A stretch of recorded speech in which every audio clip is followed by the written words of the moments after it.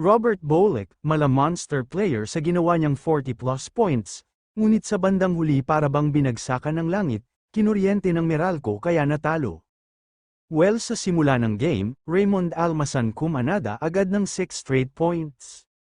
Pero binura agad ni Roberto Bolick sa kanyang 3 straight 3-point beyond the arc.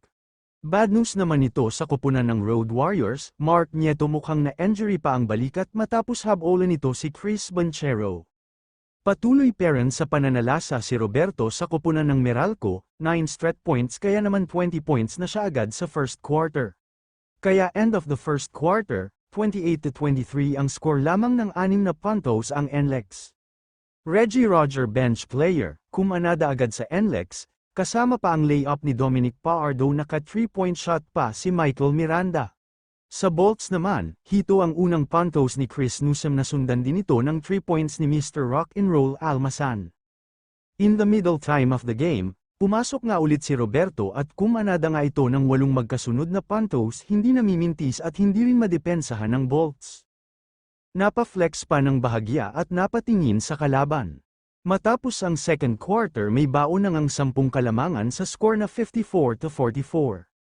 Hito din, di lang si Raymond Almasan at Allen Maliksi ang nagpapahirap sa koponan ng NLEX Road Warrior, nandyan din si Anjo Kerem na isa din sa bumubuhat sa team.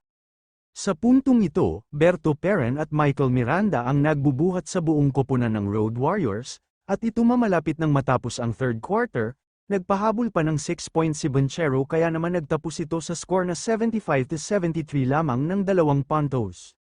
Final quarter, nang makuha ang kalamangan ng Meralco Bolts sa pangunguna nila Quinto at Banchero, dunot nga sa physical na laro na bagsakan din ng siko ni Miranda si Basser Amer at agad na inilabas para matingnan ng maayos.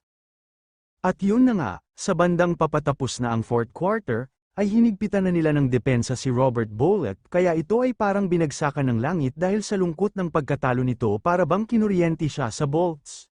Panalo ang Meralco Bolts, mga perkoy, kung bago ka pa lang sa aking channel mag-subscribe na kayo para updated kayo sa mga bago kong video. Salamat po.